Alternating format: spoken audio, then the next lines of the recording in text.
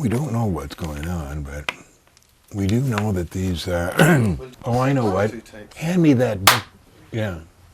Hand me that book on the top shelf. It says, "Where did the towers go?" It's. Oh yes, we've done a whole thing on that. Oh, you have. I just want to point out what the satellites, weaponized satellites, can do. Yeah. Okay, we'll have that.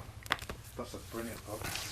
Now, have you interviewed Judy? We've interviewed a guy in England called Andrew Johnson who had Okay. Judy around, and we've done a whole program on it. Okay, good. Because I know Andy and Judy. You And, know Andrew Johnson? Yeah. In England. Yeah. Yeah, he's a good bloke.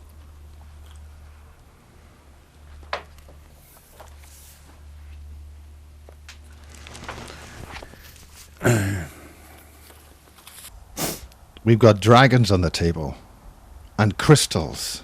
What does all this mean, the real John Lear? we have them to eat Nassim, who's...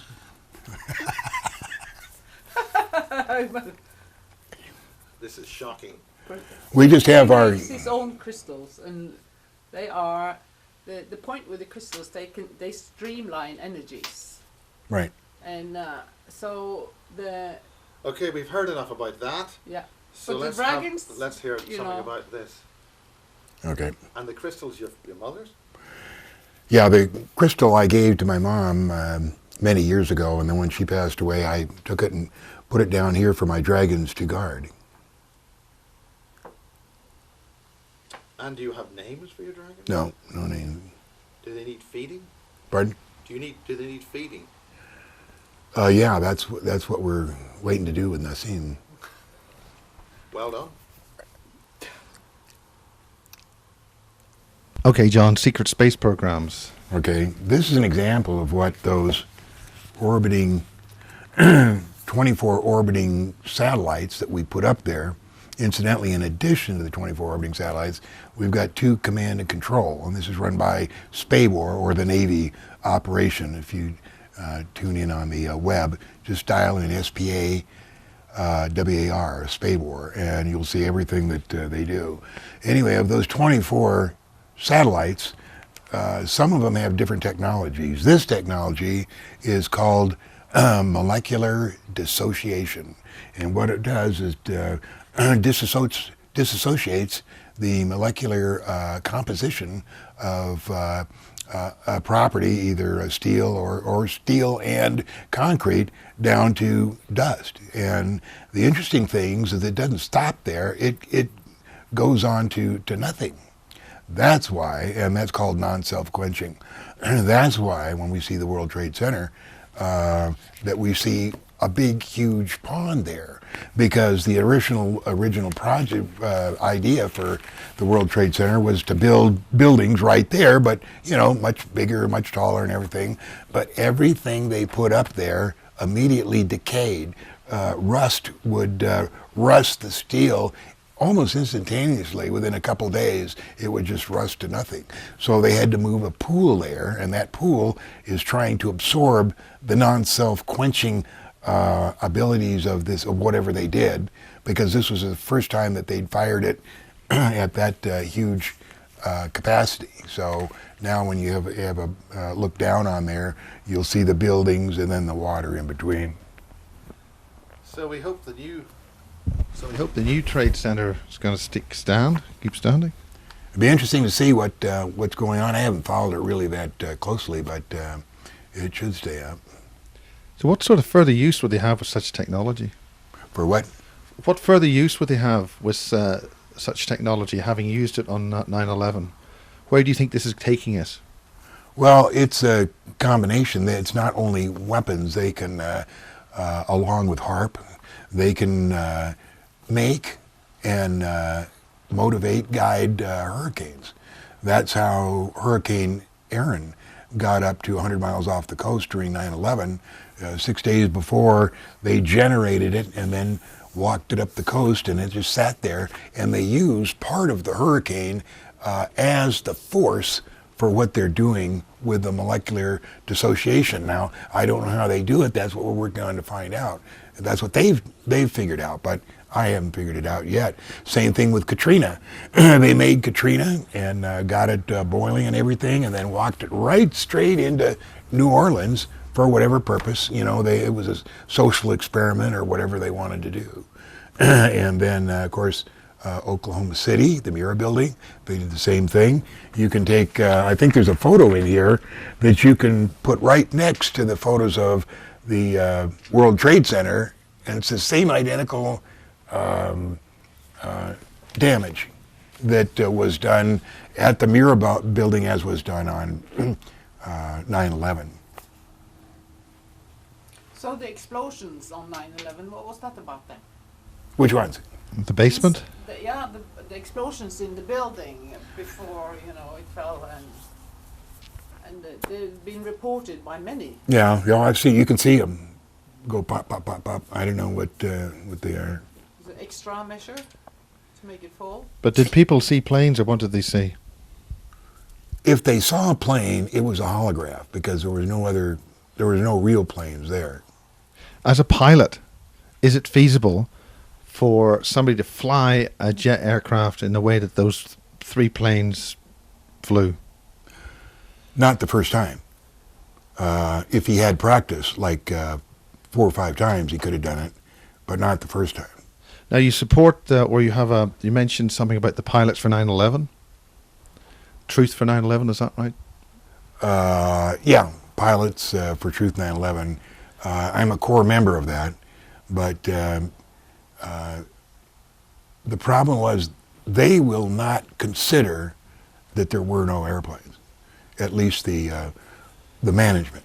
Now, maybe some other people do, but I consider that I'm what you call a no-planer. There were no planes on 9/11, but people have a hard time believing that, and I don't know Well, why. they all saw it on TV. It must be real. And not only that, they heard it. Yeah, and that's the problem. And I saw it on TV. Therein lays the problem. People think they see it on TV, it must be real. They saw the moon landing on TV. I saw it. I watched them get out. I know people who were down there who saw it flew in to the building. They saw it. I believe it could have been a hologram. But You believe what? I believe it could have been a hologram. Yeah. But I know people who said we saw it flew in, standing on the ground, and we heard the sounds. So it's not like it's only made for TV. It's bigger than that, in case that's true. But I also can tell you that Russell Targ, he told me back at the first, when I went to the convention, the UFO convention, I asked him about this, and he said this was a hologram. He said, and I couldn't believe it, but now there are more people saying it. Well, the point is, how can they project holograms of that size? And therein lies the problem, because people are, when you say hologram, they're thinking of a Walt Disney little pixie dancing around in a little darkness area.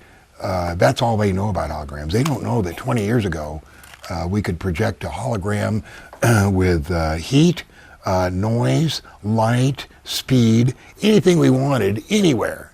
And we used that on 9/11. Right now, the television industry is ready to bring out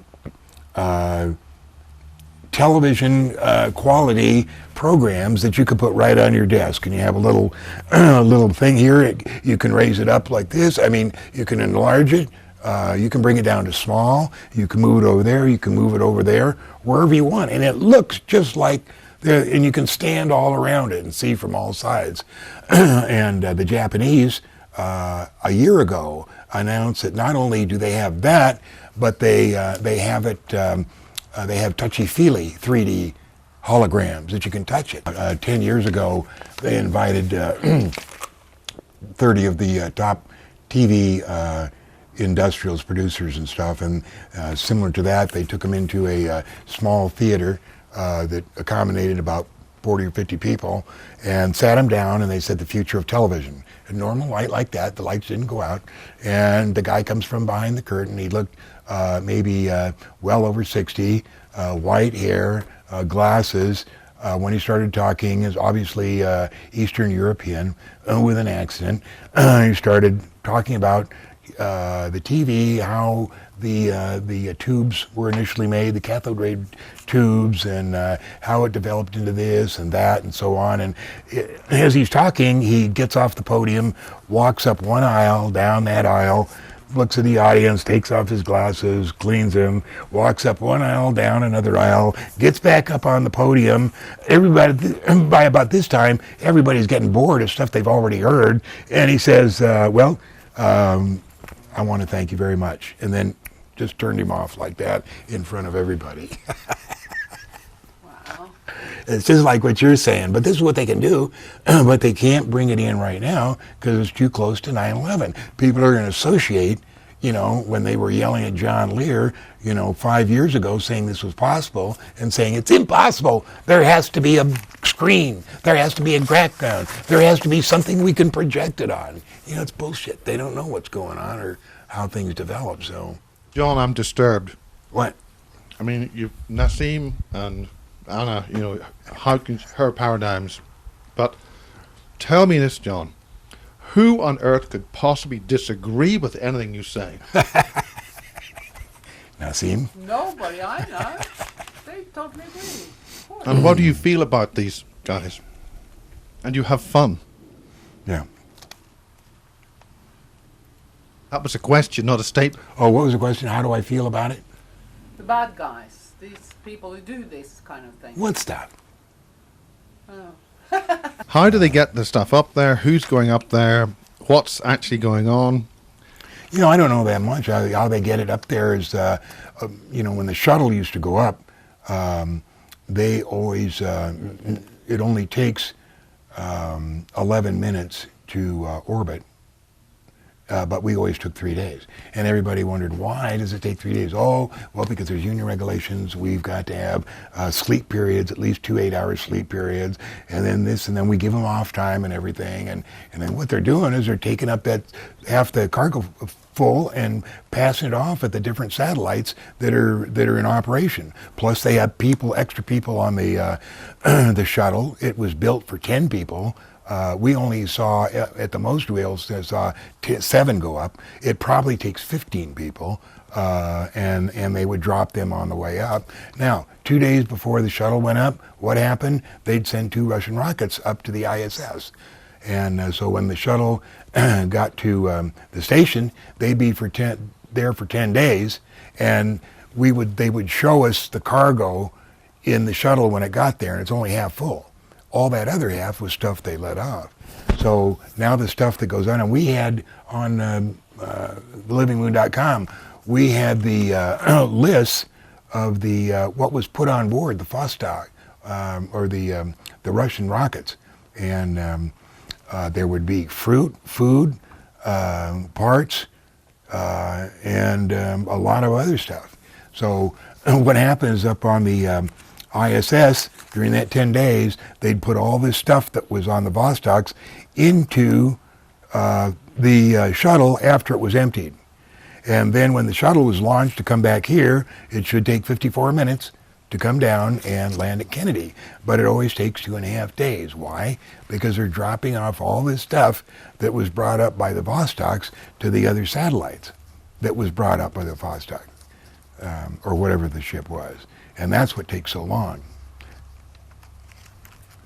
But we don't have a shuttle anymore. So how's it been done? Oh yeah, we have the 3 rockets that have been a man approved for at least 10 years that I know of, and man approved means that they're safe enough to send astronauts up in them. And we have the Sea Launch, Delta, and there's some others. I didn't have my folder, but there's 3 or 4, and we launch every day. There's 24 launching sites.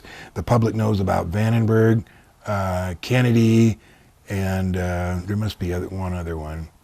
But there's an additional 20 launch sites all around the world that we use just specifically to keep the public from knowing about all this stuff that we launch. What part does NATO play in secret space Don't program? know. None? Yeah. So the NATO partners are not being involved in any of this? I wouldn't think so. in Norway, there's been this big discussion because the government had decided that we are going to buy 24 some stealth technology from Lockheed Martin. A big discussion because these planes were triple the price of everything else. And what we hear is that it's so unclear what works and what doesn't work, and they do experiments and it doesn't work.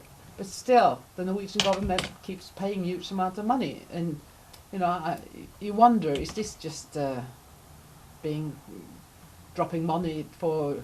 It is. That's all it is. It's for nothing because stealth, was built against certain types of highly developed Russian radar.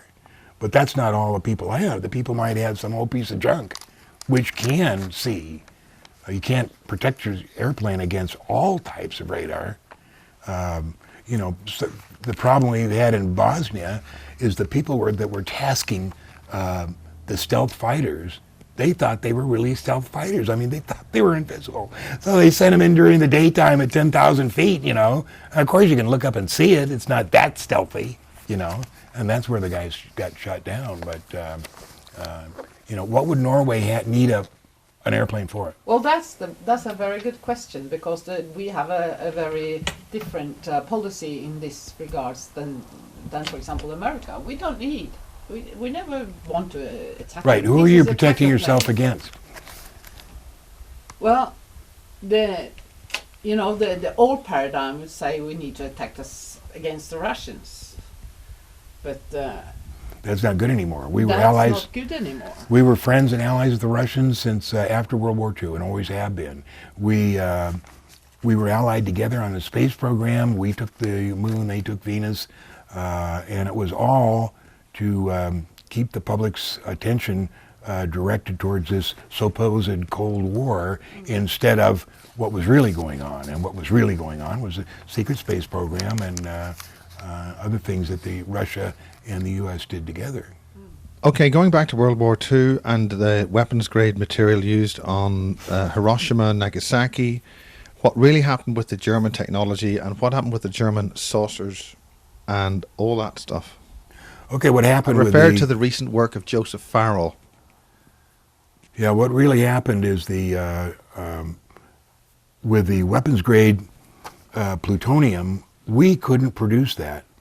We could make the mechanism of the bomb. Well, what about the bomb that went up that we all saw in the cinema at the time? In the where? In the cinema. We didn't have television.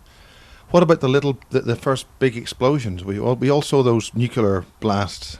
Are you talking about in Japan? No, I'm talking about the Manhattan Project.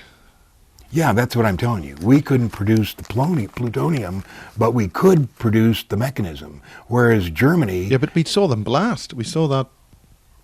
Okay. Was that after? Okay, just let me finish. We couldn't produce the plutonium, but we could produce the mechanism.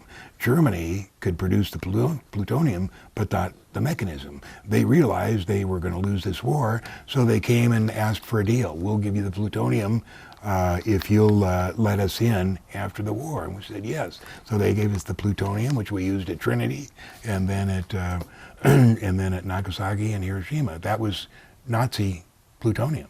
And then we started letting them in after World War II. So the deal was made in 44 or 43 then? What? The deal between Germany and America was done before the war ended. It was done in 44. Yeah. Yeah. The details of that are in Jim Marr's book right over there, and he deals that not only the negotiations, but exactly how they transferred it, the plutonium. And what about the anti-gravity stuff that some people are referring to? The John Irwin book refers to flying saucers in the Syrian desert in 1958, 59. Other people are referring to a funny, there's a current movie out called Iron Sky, which is a comedy about how the Germans survived World War II, had an Antarctic base, and then established a lunar base. What about that? I'm sure that my dad, being part of the anti-gravity system in 1952, continued through until 1956. I think that was the completion of the program, and yes, they had anti-gravity, and all they did was refine and make it better and better and better. So the stuff that we saw in 1958, 1959 was the culmination of the anti-grav that we were doing. Bearing in mind, Syria is where most of the German gold apparently is buried. Really? Yeah. They smuggle it out in little small trinkets. It's a different gold, different grade of gold. Now, we use the term anti-gravity. It's not the right term. What's the actual drive mechanism? What does things actually push against or pull against? Somebody told me that the other day, and I can't remember what it was. Somebody said, it's not anti-gravity. What is it? And there's a neat word, and I can't remember. I'll email it to you. Okay. It's just canceling out gravity. It's just no gravity. Go ahead. What? It's to do with the fabric of space-time. When we live in a multi-dimensional universe, and the astronomers observe it with a two-dimensional instrument and get an accurate representation of what's out there. Yeah, well, everything in our solar system is is a, let me see if I can get the right word, is a illusion. It's not really here. This is just an illusion for a place for us to learn and to grow and to mature our souls. Once you get out of the solar system, everything has changed. There's not one mathematical formula or color or anything that is the same after we get out of the solar system. But right now, everything in here, for instance, if we think we're going out in time, and we, oh yeah, I was out at Alpha Centauri. That's not true. We were bypassed, and we stay right in here in the solar system while all this is going, while we're maturing. It's built specially for us. By whom, and what about these shielded planets? By those guys, I don't know. The guys that made us, I don't know. It goes so far up, I don't have any clue.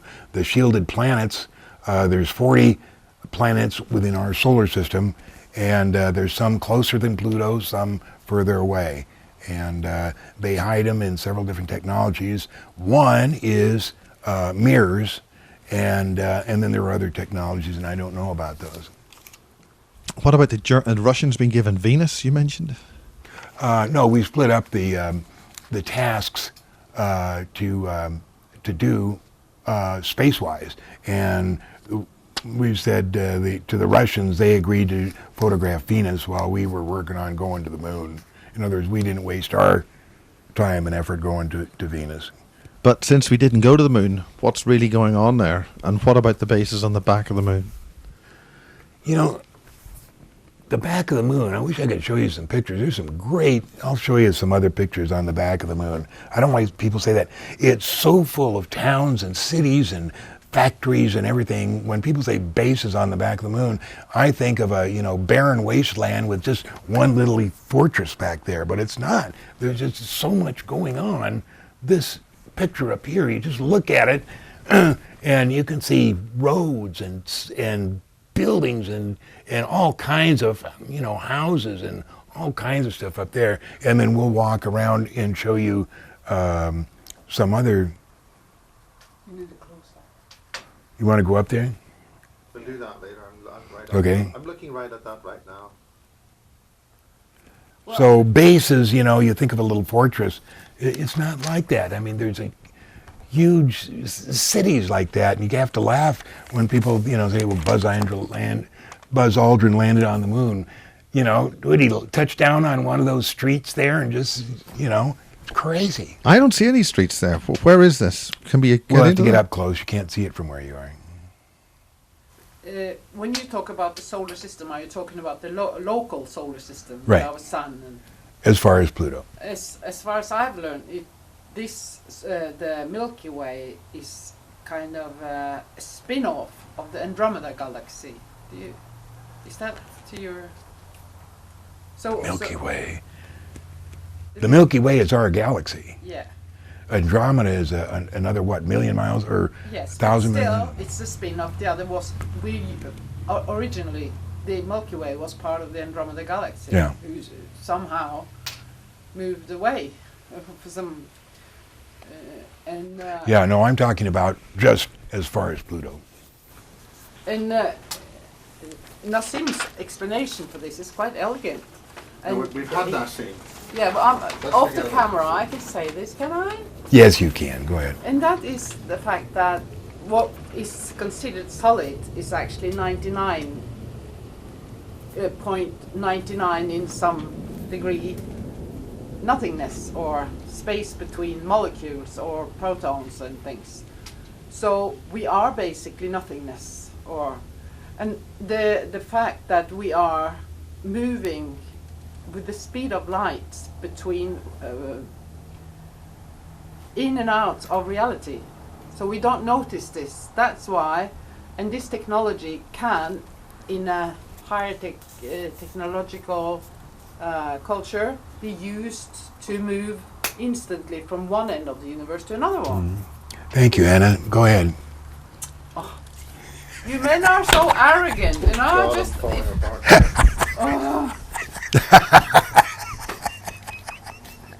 So you were meant to see that, you know, to impress you or something. That's cool. So, and I'm sure a few others have got access to this kind of technology. Yeah. And he is a conspiracy theorist. Well, you know, Poof won't take him to Mars, but Yeah. So funny to see. I love these things. Yeah. I'm just you love what? I love these the explanation because it's so elegant, and it makes you understand things, and it's very coherent with what you observe in nature and everything. So What's she talking about? I'm talking about this Nasty, new- right. the resonance project. Yes, we're not talking about that. We're with John Lear, and we're going to close this Yeah, well, wonderful time with John, having a good time. we're listening. He's going to play it for us. What the real John Lear infers that there may be other John Lears who may masterfully mimic your extraordinary abilities. Is there anything behind that? No, there isn't. What about cloning people? Would you have you any? Yeah, I told you that Cecil told me that he said, "What do you know about cloning?" And I said, "Nothing." He says, "If you could just be a little mouse in my pocket, you can't imagine what we've got going over in Saudi Arabia." And so he and, you know, obviously Solemn had showed him something. But Solemn died a couple of years ago. He really loved to fly these ultralights, but he was crazy pilot. He knew nothing, you know, barely got every place he went. And he died taking off at, he loved to fly at sunset. And he hit some wires in Houston and died. But he was the half-brother of Osama. And he did he had a lot of things going and had access to a lot of secrets. So Have you been told by someone that how to behave, or have they been after you? So concentrating on this final moment about the Super Soldier program. about what? The Super Soldier, yeah. Super Soldiers. What do you know about the Super Soldier program and the mass cloning that you just referred to? How widespread is this? What's going on there? I don't know how widespread is it. I know there's in the hundreds of thousands. I know they keep them in Saudi Arabia. I don't know whether they've used them or not, but I was certainly interested in the bases video. The two girls from, what were they, Norway? Madness in the Fast Lane. No, Sweden. They were Swedish. Swedish, yeah.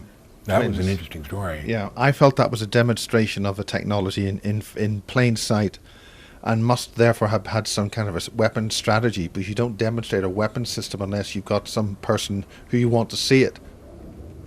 There's another aspect of this conspiracy, and that is the. Don't want to bring in the secret societies and all that, but there are these secret bases underground for special chosen or super rich or somebody. And one of them was in Colorado underneath, and there was one in Washington and so on. And not long ago there was this earthquakes that was shallow. And they were seen, the rumors has it on the internet, that they were destroyed. Do you know That's about a story we heard. I don't know whether it happened or not, but we have, you know, at least 50 underground secret bases. As far as cities, the higher ups in the United States, for some reason, have made plans for some disastrous thing to happen to the United States. They obviously believe it's going to happen because they've made a lot of plans and things, roads, railroads, underground cities, storing of food, all that stuff underground for whatever's going to come. You know, I don't think anything's going to come myself, but this is what they've been planning for. Well, this is something that David Wilcock has come up with, but it came. We initially in England found that there were a number of explosions, instant seismic disturbances, not a gradual quake, and these occurred in areas which are known to, or rumoured to have, underground bases of some description. That's namely in Cumbria, South Yorkshire, Cornwall, and Kent. Basically, 4 points in England. Yeah, interesting. They were all roughly the same depth and all roughly the same power, which was really determined by where the sensor was which picked them up. Yeah. And this was happened about a year before any of the stuff happening, or a good 9 months before anything was happening in the US.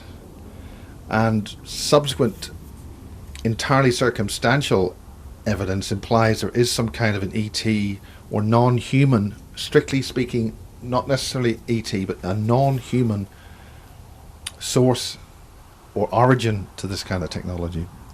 Do you have any words on non-humans versus ETs?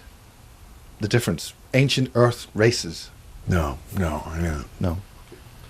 What about the Norwegian spiral, so-called? Those were really interesting. Oh boy, I like In those. your opinion, what No. is that?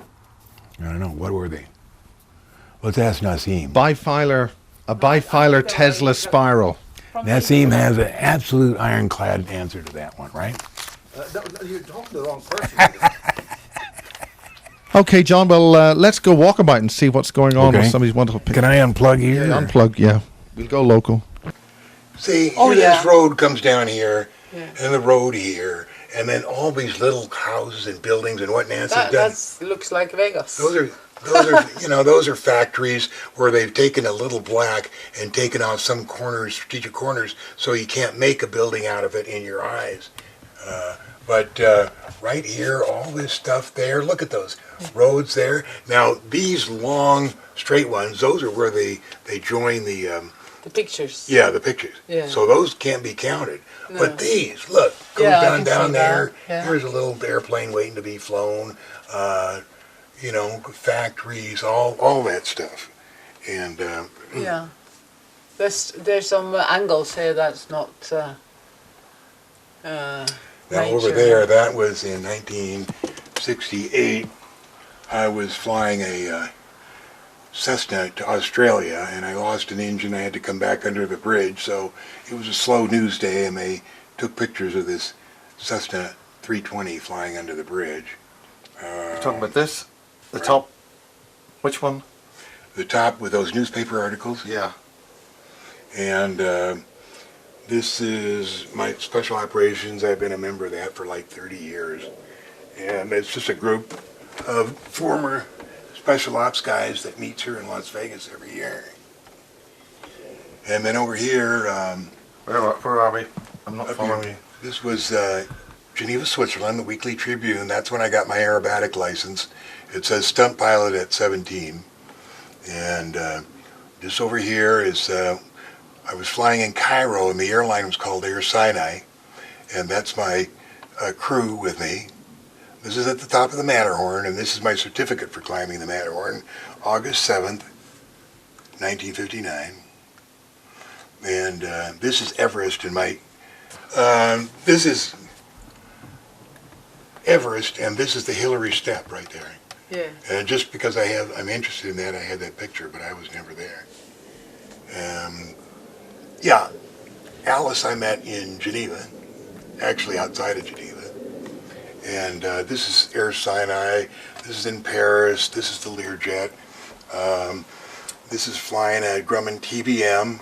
This is climbing down Sinai. The climb up is just a road you walk along around the back. And then when you come down the steps of St. Catherine's. And those steps they built, and I took those pictures walking on down. This is the MiG that intercepted me up by the Kuril Islands when I set the round-the-world speed record. And this is when I flew the... Well, tell us more about the round-the-world speed record. 1966, I went with 2 other factory pilots and an NAA observer.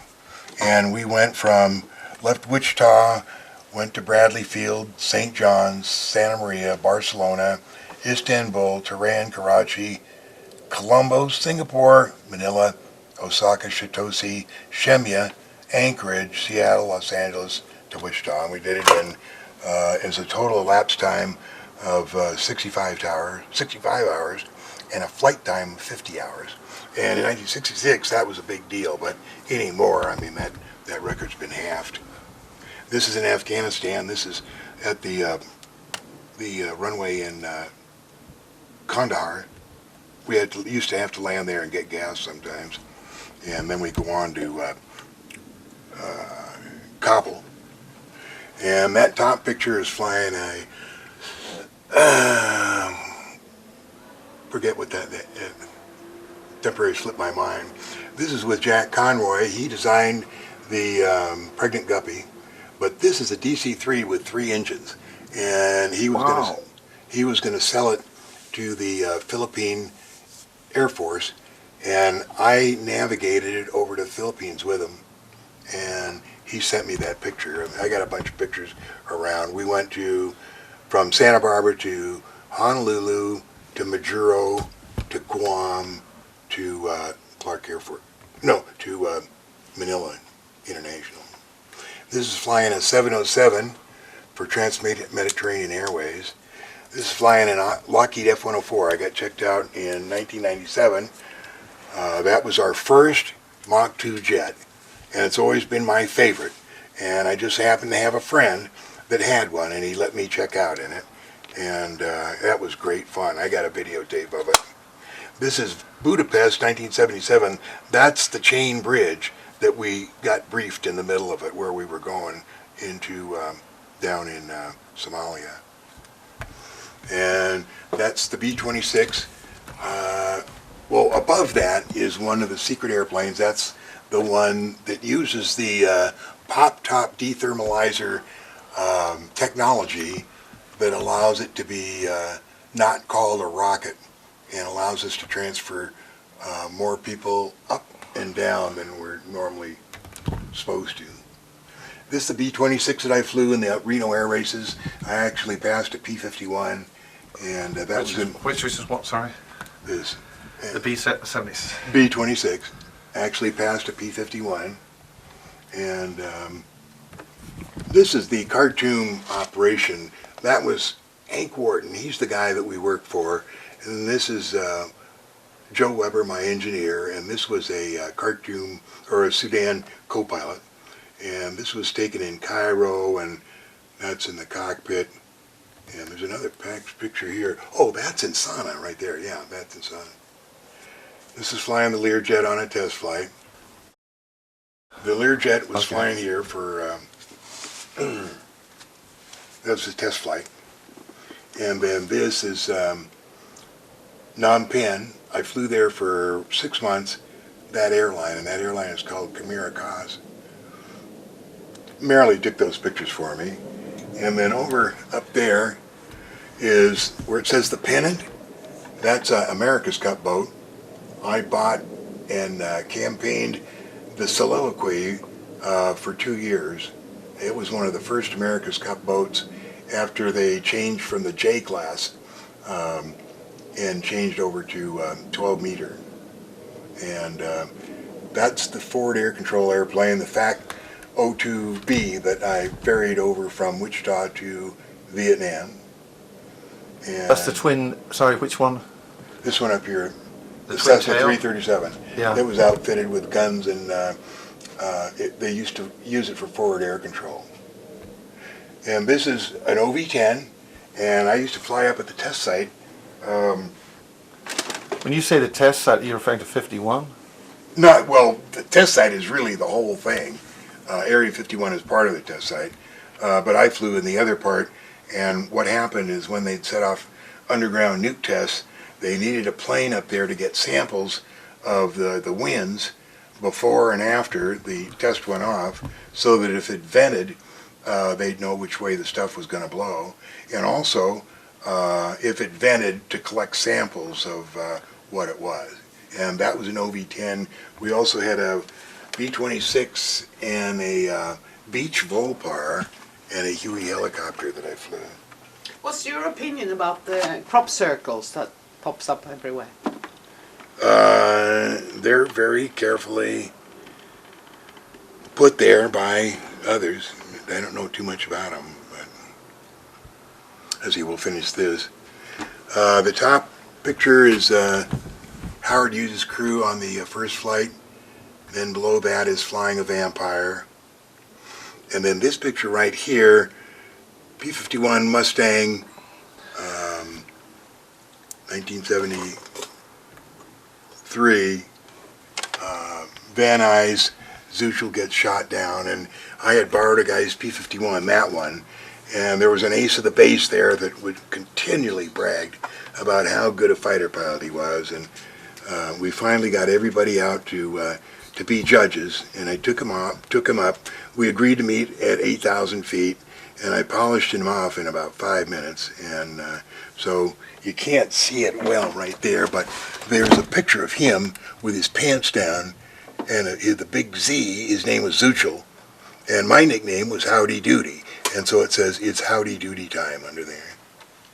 This is one of the secret airplanes, comes through the atmosphere every once in a while. This is at Kandahar, parked out in front of the runway there. This is my brother, Bill Jr. And he's a pilot as well? Yes, he was. He was in the Air Force, stationed in Germany in 52, 53, 54. And then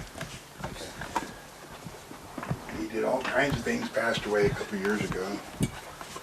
You can just take, they're all just a Marilee, so you can just, that's Marilee when she was a starlet when I met her. That's your better half, as we say. Right. And that's Soliloquy, the 12 meter. Is it your sailboat? Pardon? Is it yours? Yeah, it's 72 feet long, and Where is it? pardon? Where do you keep it? It doesn't exist anymore. Wow. I sold to a guy who took it to New Zealand and then scrapped it. Oh dear. Yeah, we do that in what we call the edit. Those, Oh yeah, sorry. all of those are speed records, diplôme de record by the Fédération Aéronautique Internationale, and they're all the speed records I held at one time. A lot of them have been broken, but anyway, I just put them all up there. That's good. This is Algiers. I was over there for a couple months in 1986. It was just a lot of fun. We were subbing for an airline over there. This is a certificate of achievement for special weapons. I graduated expert. I went through their whole couple months of courses there just to learn how to use weapons. This is Groom Lake at night. This is the main hangar right there. This is our plane and landing. You can just see those lights going off, and barely reflected in the lake that carries water every once in a while, and you can see the mountains in the back. Does that affect the working conditions out there? What, the water? Yeah. No, because it's always on the other side. All right. This is a flying saucer taking off from Groom Lake. This was taken by a friend of mine, and you can see the saucer right there, and he's standing outside of this mountain range, and he just saw something out of the corner of his eye and just flicked at the camera, and then we enlarged it and found a real nice saucer, but you can see it's distorted there. And this is Bob. That's it. Yeah. Bob who? Bob Lazar, and I just put that picture of him, and then this is a long time ago. That's Marilee giving a kiss behind me. This is Lunar Orbiter 384M. This is a picture of a tower that sits in the middle of the moon as you visually look at it at night, and it's called the Sinus Medai, and that thing stands 7 miles high. There's a tripod. It's all made of a glass type material, and on the top there's a cube. It's 1 mile on each side, and it stands there in the middle of Sinus Medai. And at one time they sent Joe McMoneagle, who was one of the Army's premier remote viewers, to remote view the soul of a guy who had just been killed south of San Francisco. And he followed him towards the moon. And as he said, as he got closer to the moon, in his ears he kept hearing, "This is not your place, you may not come closer, you are not allowed here," until it got so loud that he had to break off the following. But he said that soul was going to the moon. That's when I came up with the idea that was a soul tower, and that was one of the transfer stations that you go through after you die until you get into the lobby, or get into the lobby and shown your past or your good things and the bad things that you've done during your life. This is Buzz Aldrin and me at the 2001 aerospace something, I forget what it was. This is the Bucher that I got, that I had the accidental accident in. This is the F-104 that I had a chance to fly in. And these up here, this is all the certificates. When I quit flying, I just put all my licenses up here, and I'm the only guy that has all of them for the FAA, and they're all different ones here. This is airline transport pilot, and this is flight engineer, this is flight navigator, flight instructor, ground instructor, airframe power plant instructor, aircraft dispatcher, senior parachute rigger, and control tower operator. And this we talked about before. The Yeah, we sticky didn't that get went that up on on the camera. panel. Do you want to talk about?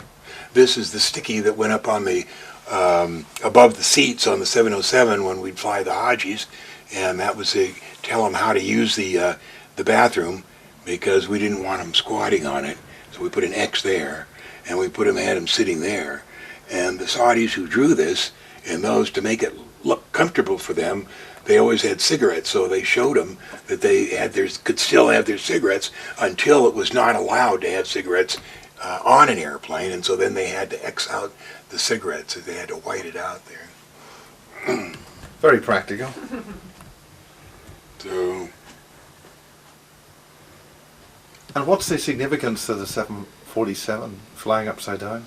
that's a 707, that was taken in 1955, and that's my friend,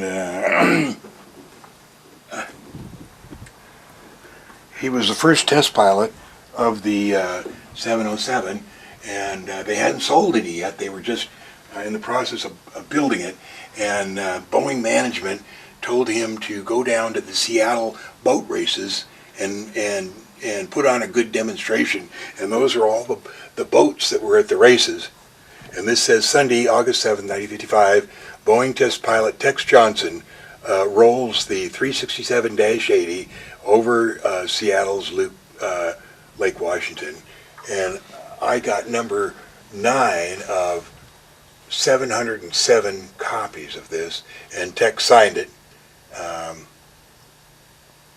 Real honor there. To roll a 707 before it's really flight certificated, that was a heck of a thing. No, it's No? it's obviously, it's a barrel roll. It doesn't put any extra G's on it. This is the interior of the north face of the Copernicus crater, and this is the one that really set me off exploring the moon, because you can just look at this thing and you can see vapor there spraying up. If you see vapor, it's got to have an atmosphere, because a vapor will not hold together in a vacuum. And there's a vapor, there's a vapor. Up here is a building. You can see it. I mean, it's obviously got 3 or 4 stories. And over here is a, I've got enlargements of all this stuff. Whale excavator, and that dust that's coming out of the top. Here's another bucket wheel excavator. If you really focus into that, you can look at that, and that's a bucket wheel excavator, and it's working its way down that road there. And there's just all kinds of things on that photo. And finally, we got about Where do you want to go? just whatever's. This is all bullshit stuff. People I knew, places I flew. Okay. These are 3 pictures of the moon. This is the backside, and NASA really they just released a picture of the backside that they said was the beautiful highest technology they had. It's just horrible, but this is what it really looks like. And I got this by hook and by crook, and you can see it's just beautiful, detailed. The contrast, the sharpness of the photo is what can be done, but they don't do it. Did you find her? She is come back, but she's in the other house. I didn't. Okay. Shall I go and knock the door? Yeah. This is the big picture I showed you. This is Moscow crater. It's on the back side of the moon. A lot of good, interesting stuff there. This is the front side of the moon. This is the view we see, and up there, that bright spot, that's the crater Aristarchus, and that's the 23-mile in diameter nuclear reactor. And the way we can tell it's a nuclear reactor is because it puts out this blue color, and that blue comes from the Cherenkov effect when radiation hits normal air. Therefore, saying there's air there. Therefore saying that it's a nuclear reactor. And air. And air, yeah. And air. This is the Tonopah test range, and that's where the F-117 was kept at the beginning of the program. It's now used for several secret programs. This is the F-19 I told you about. This is the interior, this is the cockpit of the A-12, which was the forerunner of the YF-12A, which was the forerunner of the SR-71. This was a single-place Blackbird, and this is the artist rendition of the F-19, and this is a photo taken out of the shuttle of one of the new pop stab dethermalizer. What's the pop stab again, just briefly? That's when the wing fold and come up, and it can just go like this all the way to the ground. Instead of making a re-entry at 18,000 miles an hour, they can just float down. And these wings, this is an intermediate position. The two positions are out, so it can fly like an airplane, and the other is up like that, so it can just float down with no forward airspeed, and the other is completely tucked in, so it can be launched like a rocket. Well, exactly that question was the one we wanted to ask. Well, I think that's almost end of tape here. Well, I think And any little final thing here? No, that's all this people I know. That's good stuff. Needed to be prepared. Very proud. Sorry. Anything here? That That was Longchin. That was the most secret CIA base in Laos that we flew out of. This is me with General Vang Bao, the guy that we supported. This is my congressional commendation for flying in Laos. That's me with G. Gordon Liddy. I'm not sure if you know him, but he This signed, guy? Yeah. He was one of the White House plumbers, and he signed the What's a mixed up in- plumber? I remember him. the guy that was mixed up in Watergate. All right. And he's the one that signed that picture and says, John, I told him fucking nothing, G. Gordon Liddy. She talked to Marilyn about doing it. She says no. We should have told her so she had time to put on makeup and stuff. What do we do to protect ourselves from the devilish things happening to ourselves here? You wear a tinfoil hat, but it has to be official. You can get an official John Lear one. Yeah. You can buy others. Not just any old hat. It's got to No. be an official one. No, it should be. This one is tested by Bob Lazar, who's done all the nuclear testing and chemical testing on this, and he My does God.